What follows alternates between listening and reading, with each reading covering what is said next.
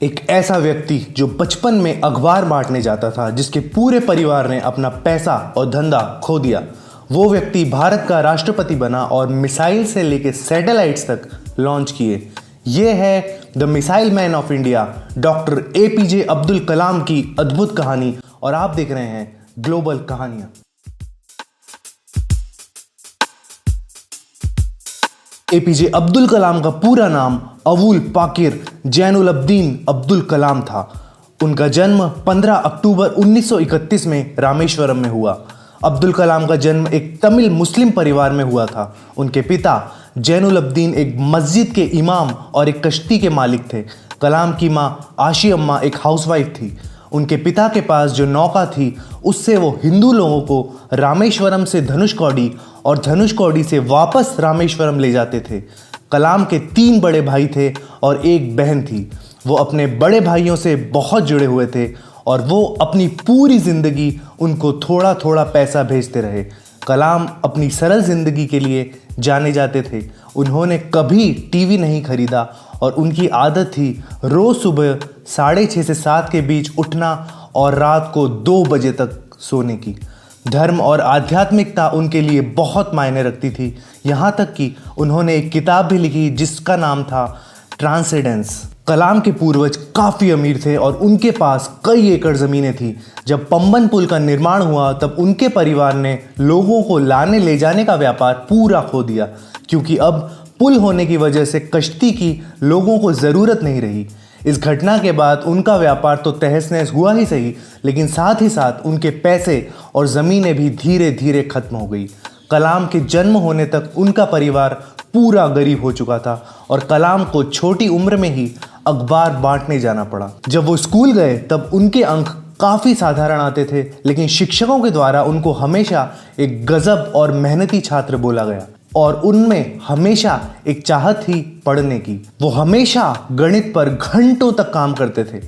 Schwarz higher secondary school में उनकी पढ़ाई होने के बाद वो तिरुचिरापल्ली चले गए, जहां पर उन्होंने सेंट जोसेफ्स कॉलेज में दाखिला लिया और वो 1954 में फिजिक्स के ग्रेजुएट बने। 1955 में मद्रास चले गए और aerospace engineering Madras institute of technology से उन्होंने की। जब वो प्रोजेक्ट पर काम कर रहे थे तब उनके कॉलेज के एक अध्यक्ष ने उनकी प्रगति देखी और वो उससे बिल्कुल प्रभावित नहीं हुए और उन्होंने कलाम को बुलाया और बोला, अगर तुमने 3 दिन के अंदर अपना प्रोजेक्ट पूरा नहीं करा तो तुम्हारी स्कॉलरशिप वापस ले ली जाएगी। कलाम को इंडियन एयरफोर्स ज्वाइन करने की बहुत इच्छा थी, लेकिन वो सिर्फ एक पोजीशन से रह गए। वो 9वें स्थान पर थे और सिर्फ 8 पोजीशंस खाली थी। मद्रास इंस्टीट्यूट ऑफ टेक्नोलॉजी से 1960 में पढ़ाई खत्म करने के बाद कलाम एरोनॉटिकल डेवलपमेंट एस्टेब्लिशमेंट के साथ जुड़ गए। वहां पर वो एक साइंटिस्ट की तरह जुड़े। उन्होंने अपना करियर एक छोटे होवरक्राफ्ट के डिजाइन से चालू किया। कलाम इनकोस्पार कमेटी में भी शामिल थे, जहां उन्होंने विक्रम साराभाई के अधीन काम किया। विक्रम साराभाई एक बहुत ही जाने माने स्पेस साइंटिस्ट थे। फिर 1969 में कलाम को इसरो यानी इंडियन स्पेस रिसर्च ऑर्गेनाइजेशन में तबादला हो गया। इसरो में वो इंडिया के पहले सैटेलाइट लॉन्च व्हीकल जो कि SLV-3 में प्रोजेक्ट डायरेक्टर थे। इस व्हीकल ने रोहिणी सैटेलाइट को धरती के ऑर्बिट में रखा। कलाम ने फिर एक्सपांडेबल रॉकेट प्रोजेक्ट पर अकेले ही काम करना शुरू कर दिया, लेकिन 1969 में भारत सरकार ने उनके प्रोजेक्ट को अनुमति दे दी और कहा कि उनके प्रोजेक्ट पर एक टीम भी बनाई जाए। 1963 में वो नासा रिसर्च सेंटर में भी गए। राजा रामन्ना ने कलाम को बुलाया भारत का पहला परमाणु परीक्षण स्माइलिंग बुद्धा को देखने के लिए। कलाम ने प्रोजेक्ट डेविल और प्रोजेक्ट वैलिएंट पर भी काम किया और इन प्रोजेक्ट्स में उन्होंने बैलिस्टिक मिसाइल्स बनाई। यूनियन कैबिनेट ने कलाम के प्रोजेक्ट्स को अनुमति नहीं दी थी, लेकिन फिर भी प्रधानमंत्री इंदिरा गांधी ने गुप्त रूप से उनको धन दिया ताकि उनके एरोस्पेस के प्रोजेक्ट्स पूरे हो सके। ये कार्यक्रम जारी रहेगा इस अंतराल के बाद। क्या आप जानना चाहते हैं कि कैसे दुनिया के मशहूर बिजनेसमैन, आर्टिस्ट, इन्वेस्टर्स और लाइफ हैकर्स वो सब अचीव कर पाते हैं जिसकी हम कल्पना भी नहीं करते? क्या आप इफेक्टिव कम्युनिकेशन, लीडरशिप, कैरिस्मा के हैक समझना चाहते हैं? देखिए और सब्सक्राइब करें मेरा दूसरा channel you can do wonders. फिर कलाम ने यूनियन कैबिनेट को भी इन गुप्त प्रोजेक्ट्स के बारे में बताया और इनकी महत्वपूर्णता समझाई। इन सब चीज़ों ने कलाम का नाम बहुत ऊंचा कर दिया। इसीलिए भारत सरकार ने उनको उच्च मिसाइल प्रोग्राम्स चालू करने के लिए बोला। काफ़ी सारे मिसाइल प्रोग्राम्स में भागीदार रहने की वजह से उनको मिसाइल मैन ऑफ इंडिया भी कहा जाता है। अग्नि मिसाइल और पृथ्वी मिसाइल को बनाने में कलाम का बहुत ही बड़ा योगदान था।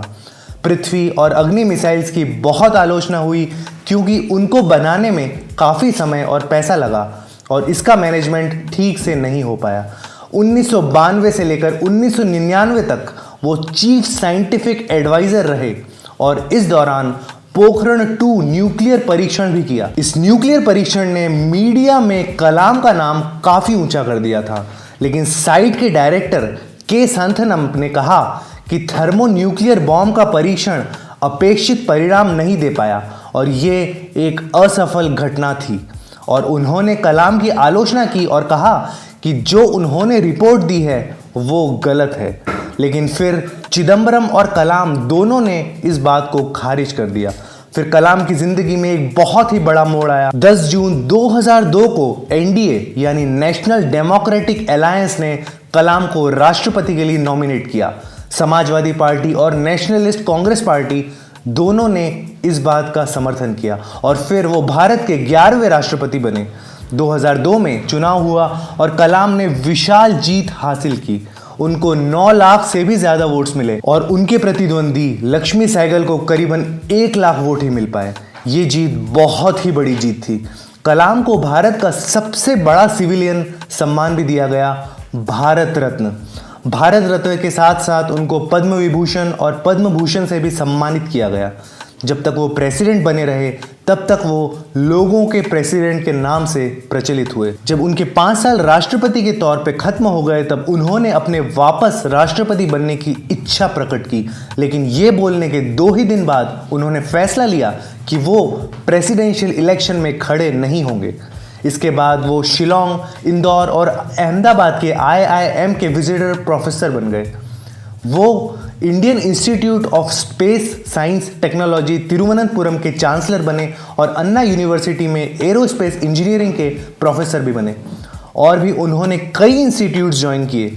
2012 में भारत के जवान लोगों के लिए उन्होंने एक प्रोग्राम बनाया, what can I give movement. ये प्रोग्राम भ्रष्टाचार को खत्म करने के लिए था।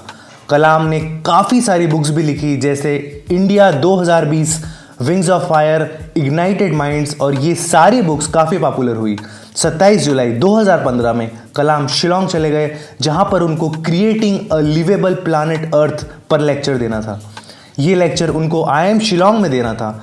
जब वो सीढ़ी चढ़ रहे थे तब उनको कुछ बेचैनी सी हुई और ऑडिटोरियम में जाने के बाद उन्होंने थोड़ा आराम किया। 6:35 पर लेक्चर शुरू होने के सिर्फ 5 मिनट ही हुए थे और वो गिर गए। उनको फिर बेथनी हॉस्पिटल में भर्ती कराया और वो 7:45 पर दुनिया छोड़कर चले गए। उन्होंने अपने आखिरी शब्द श्रीजन पाल सिंह से बोले। उन्होंने कहा, funny guy, are you doing well? APJ Abdul Kalam सबके लिए एक प्रेरणा का स्रोत बने हुए हैं, खासकर युवा उनको अपना आइडल मानते हैं। तो ये थी डॉक्टर APJ अब्दुल कलाम की कहानी।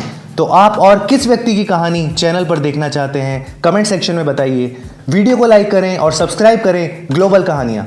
ये कहानी अपने फ्रेंड्स के साथ शेयर करना ना भूलें।